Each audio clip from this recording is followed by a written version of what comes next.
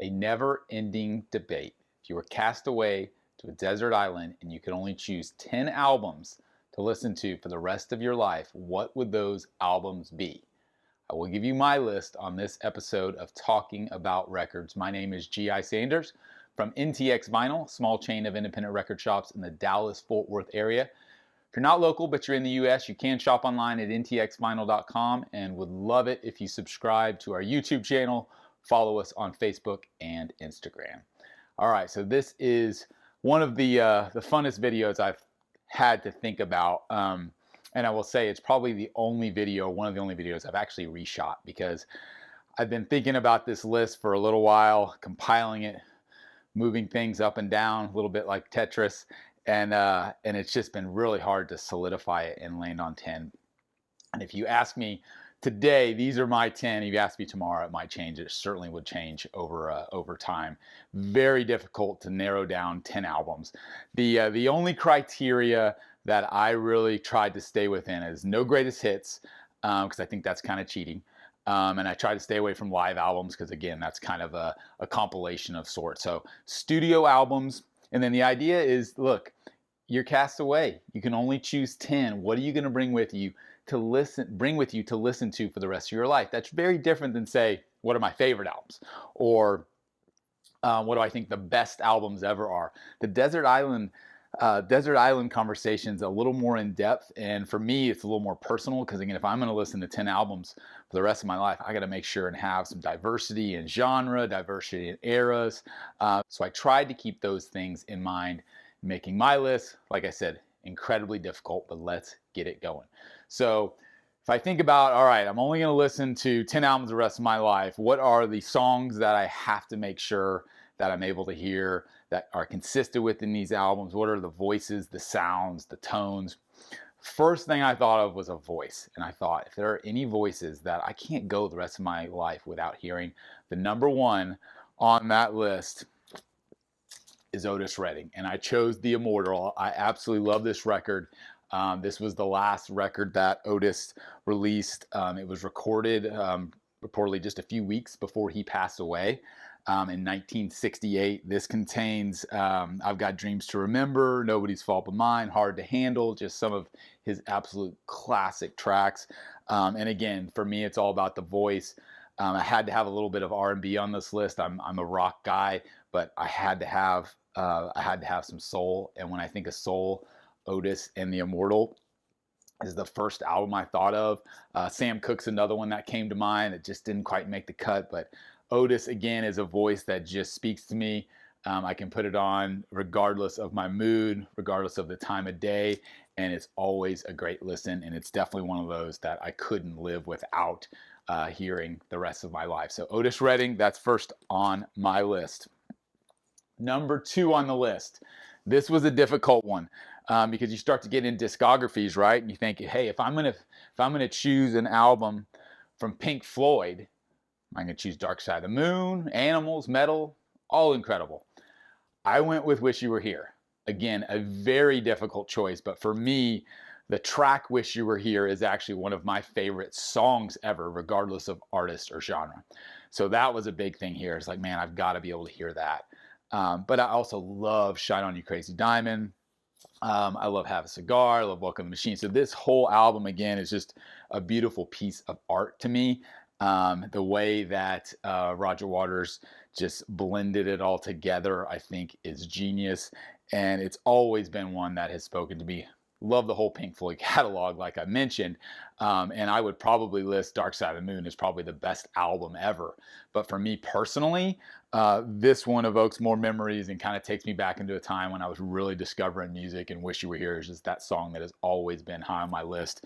So if I ever do a video that's like my favorite songs ever, Wish You Were Here would definitely be on that list, undoubtedly. So for me, this one, this was a little bit of a no-brainer, even though I struggle a bit as I get into artists like a Pink Floyd to choose between so many great albums. But again, if I'm making a personal choice, Wish You Were Here is the one I went with. So there you go. Number 3 on the list. Get into some 90s rock. You knew I was going to have some of that. This is an album, Siamese Dream, that I just couldn't get around. I've got an entire backup list of albums that almost made this list and tried to get onto this list, and they were on the list and they got moved off the list. This one never moved. This one got put on the list, and there wasn't a lot of questioning behind it, just because of the importance of it. I think when it came out in '94, I'm a kid in high school, just discovering music, starting to play guitar. And when something like this comes along with a lot of other albums in 1994, some of which may be on this list, this is the one, or one of the ones that really spoke to me. Saw the band on this tour, Lollapalooza '94. Just an incredible piece of work. The guitars in particular, the songwriting, songs like Mayonnaise, songs like Hummer, Cherub Rock, Today, obviously big singles.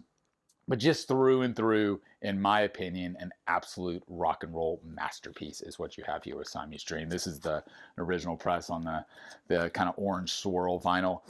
Love this record, will always love this record, and regardless of what Billy Corgan ended up doing the rest of his career, or is still doing underneath the Smashing Pumpkins name, like, it all comes back to this one for me. I love Gish, I love Melancholy as well, but Siamese Dream is the absolute pinnacle in my mind. I don't think it could ever be topped, nor do I think it ever should be attempted to top this album. It's just one of those that stands alone as an absolute masterpiece in not only the Smashing Pumpkins catalog, but in alternative rock in general. So there you go. Siamese Dream, number 3 on the list. All right, number 4 on the list. This is the newest album.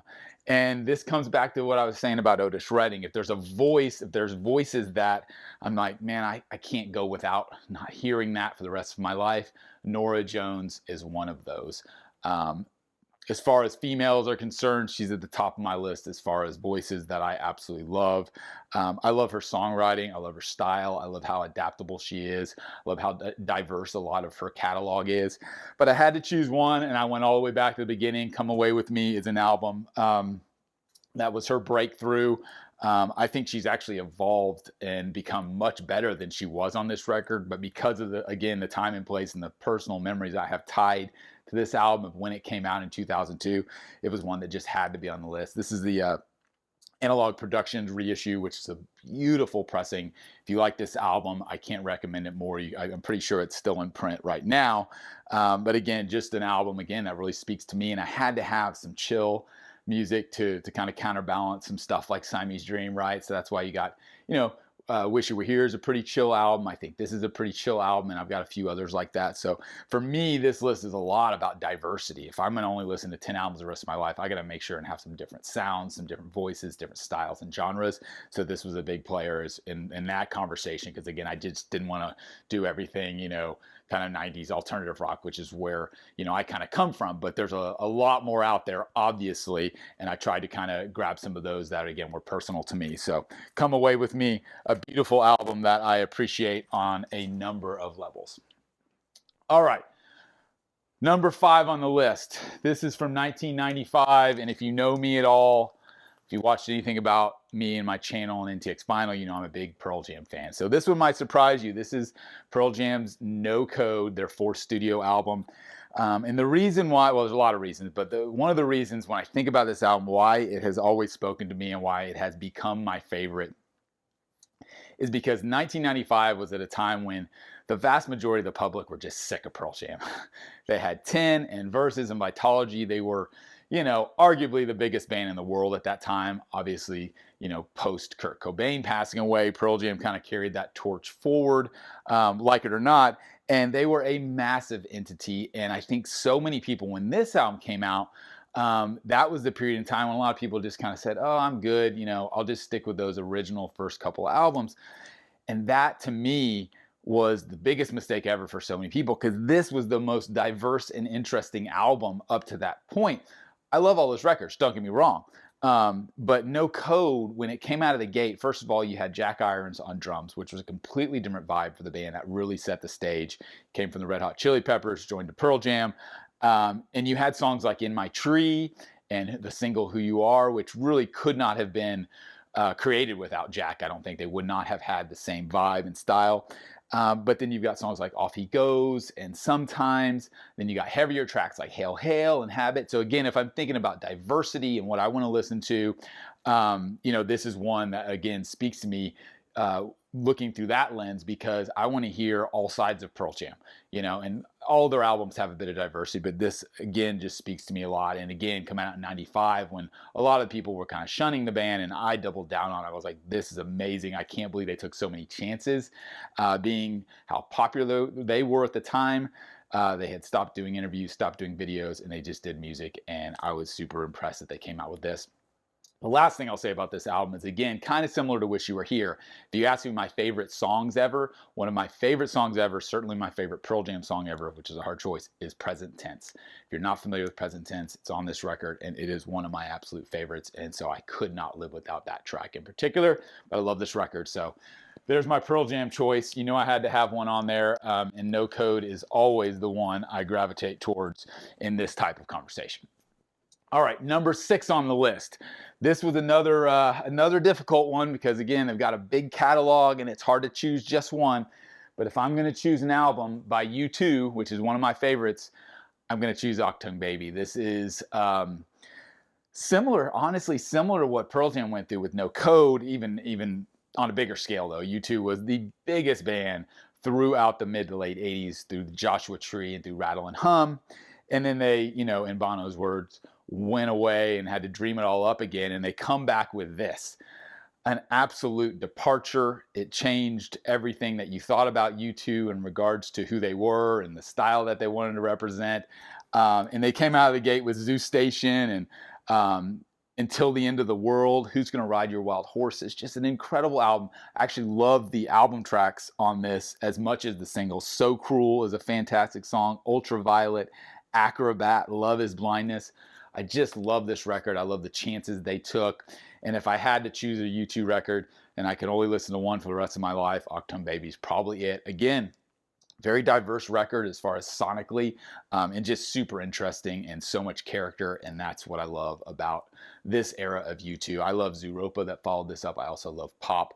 That trio of albums, I think, will continue to age well, if you will. I think over time that period of the band is going to be seen as one of just in a really important time in their catalog. It already is, but I think over time it'll even increase in importance, and just a beautiful record through and through. So Achtung Baby is number 6 on the list.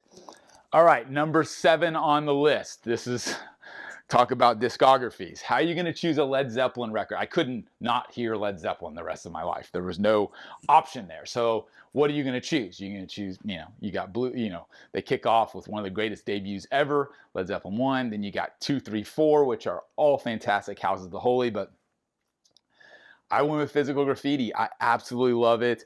It's got so much character to me. And you've got songs like 10 Years Gone, which one of my favorite songs ever. Again, kind of why this is in here. You got Kashmir, you got The Rover, you got In the Light. Just it's a little bit of a compilation record, so it's kind of cheating because there is a lot of stuff that came from Led Zeppelin 3, from Houses of the Holy. There was outtakes, and which is why it ended up being a double LP, which again I kind of like, because if I'm only going to be able to listen to 10 records the rest of my life, I'd love some length to the albums, right, as opposed to choosing really short form albums. So that was another piece that kind of played in for me. On Physical Graffiti. I don't know if you can call Physical Graffiti underrated. That seems a little odd, but I think most people will gravitate towards Led Zeppelin 2 or 3 or 4 as far as their favorite records, and those are all absolutely amazing choices. Can't discount them all, but for me, Physical Graffiti, kind of just as I worked my way through the Zeppelin catalog when I was in high school, well after these albums were out, obviously, this is the one where I stuck on this. Man, there's so much depth to this album. The band had progressed so much from a songwriting perspective, Jimmy Page in particular, not only songwriting but from production, and it just all kind of gelled for me on this album. And I think the band was at their creative peak, which is crazy, that being that many albums in to really be hitting it this hard. So love this record. Will always stand as one of my favorites, certainly as one of my favorite Zeppelin records, and it goes much further beyond that. All right, number 8 on the list. We're going to go back to, I said we'd be back to 1994. I knew we would. And again, if you know my channel at all and you know me, Superunknown could not be on this list. Chris Cornell is again one of those voices, like an Otis Redding, like a Norah Jones. I couldn't go without not hearing Chris Cornell. So how do you choose one? Well, you know, I love Bad Motorfinger. I really do. I love Louder Than Love. You know, all their stuff's so great, and everything Cornell touches to me is a beautiful piece of work. But this was the pinnacle. I don't think you can get past songs like The Day I Tried to Live and 4th of July and My Wave, and you know, I could just go on and on. There's just so many great tracks. The production style, the songwriting, the alternate tunings on this album, the fact that not only Chris but the entire band was contributing from a songwriting standpoint. That's one of the things I've always loved about Soundgarden, is they were so collaborative, similar to Pearl Jam. You know, it wasn't a one-man show, even though Chris was obviously at the forefront because of that voice and because of that stage presence. But you know, I just love Superunknown. It's so heavy, and there's so much depth to it, and without a doubt, one of those albums I had to have on this list. This is another one, probably along with Siamese Dream, where I didn't really question it too much.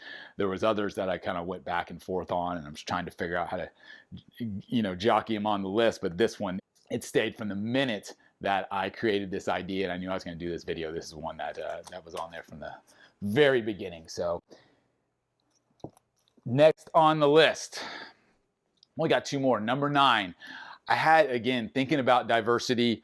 You know, I had to have something in the jazz genre. I'm like, man, I love to chill and wind down. If I'm on a desert island by myself, I imagine there's gonna be a lot of time to be doing that. So I went with a Stone Cold classic. You know, I'm just gonna go Kind of Blue. You know, I'm not a huge jazz enthusiast. I've got, you know, 50 or so jazz records that I'm still getting into and still experiencing and loving. It just comes back to this one for me. I can't get past it. It's so good from start to finish. You never find yourself disinterested, which for me is a big thing with jazz, with instrumental music in general. You know, originally being released in 1959, going way back. This is I think an early 70s reissue on the red and yellow Capitol label. Again, it just speaks to me like it does a lot of people. I mean, that's why it is Kind of Blue. It's one of the most famous albums ever, especially among, I think, record collectors. It is an iconic cover and an iconic artist, and just one I had to have on the list. Again, if I was thinking like, you know, what types of music do I not want to make sure and not miss out on and not be able to hear? This is one that stands out from everything else on the list as far as the instrumentation, obviously. And so that was, again, part of my decision. It's like, how am I going to narrow this down to 10? Keeping that diversity in mind was really important, and I just love Kind of Blue. If you're not familiar with it, definitely check it out. It's a beautiful record. Last but not least, number 10 on the list. There was no way that I was going to put this together and not have the Beatles represented. How do you choose the record that you want to hear for the rest of your life from the Beatles? Well, you know, you could start at Rubber Soul and go all the way through the end. I could pretty much choose any of those. But to get as much bang for my buck, I had to go with, there was just no way around not choosing the White Album. Songs like While My Guitar Gently Weeps, I just couldn't go without hearing that. You know, Happiness Is a Warm Gun is another favorite of mine. Back in the USSR, Dear Prudence. There's just, I could name the whole track list. You get the idea. You know the album, I'm sure. But to me, this is described as the sound of the Beatles breaking up, which, you know, is a little bit debatable. I think it's definitely the sound of the Beatles becoming solo artists. You know, it wasn't their most collaborative effort, but what it was an amazing set of songs that they came together and somehow fit them onto, again, you know, a double LP. It's similar to Physical Graffiti. I was kind of thinking, hey, if I'm gonna only get to choose one album from Zeppelin or the Beatles, like I might as well get, you know, as many tracks as I can.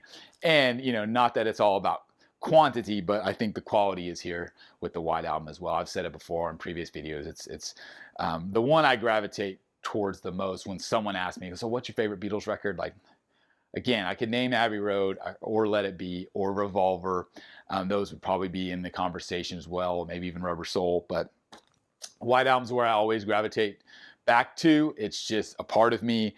And it's just one of those albums that holds a special place. And I think there's just so much story behind it. and so much, again, character in this record and the way it was written, the way it was recorded, and how creative the band was being, even individually within or with underneath the umbrella of the White Album. Just super, super exciting. So there you go. That's my top 10 desert island albums. If you're gonna, if you're gonna ask me to choose, I did it. It's not easy. I would love to hear your list. The Immortal, Otis Redding, Wish You Were Here, Siamese Dream, Come Away With Me, No Code, Octone Baby, Physical Graffiti, Superunknown, Kind of Blue, and the White Album. So what didn't make the list? Oh my God. First of all, I didn't have any country music on the list, which is incredibly hard because I love classic country. I would probably choose Redheaded Stranger by Willie Nelson if there was a country album that was gonna make the list. And then you get into, classic rock and, how do I not listen to the Stones? Like, it's terrible that the Stones weren't on this list, but Exile on Main Street would probably be on this list. I think it was at one point. It got bumped off. Tom Petty, Wildflowers. Oh my God. Or Damn the Torpedoes. Jimi Hendrix, and the first record. I don't know how that doesn't make the list. Alice in Chains' Dirt, and Black Crowes' Amorica, Nine Inch Nails' The Fragile, Jesus Hits Like the Atom Bomb by Tripping Daisy, one of my absolute favorite records, and a local artist here to Dallas that's near and dear to my heart. Enema by Tool, another huge album from the 90s that deserves to be on this list. Harvest by Neil Young, Europe 72 by The Dead, Evil Empire by Rage, Yankee Foxtrot by Wilco, Blonde on Blonde by Dylan. How does that not make this list? Fantastic Planet by Failure, an amazing kind of underground record that I absolutely love and deserves to be there too. August and Everything After by The Counting Crows is an album I absolutely love. Ziggy Stardust by Bowie. I don't know how that doesn't make this list. Soup by Blind Melon. Audio Slave's self-titled record. There's just too many. It's really hard. That's what makes this fun, but it also makes it incredibly difficult. So I would love to hear your list because it's undoubtedly going to be completely different than mine, as it should. Again, most of these are tied to personal memories for me, which, again, if I'm going to go away and, only be left with my memories, I want the music to evoke that. And so that's a big part of it for me. And that's a lot of how I chose this list was based on not only the albums and the music, but it was like the time and place for me in my life, right? So that's my list. Would love to hear yours. Put it in the comments. I dare you to come up with 10 and don't overthink it. Appreciate it as always, all of the support on the channel and all of the commentary and engagement. It's super fun, and as long as you guys keep watching, I'll keep doing videos. I'll pop up some more right now, so stick around on the channel. As always, thanks for watching. This has been another episode of Talking About Records.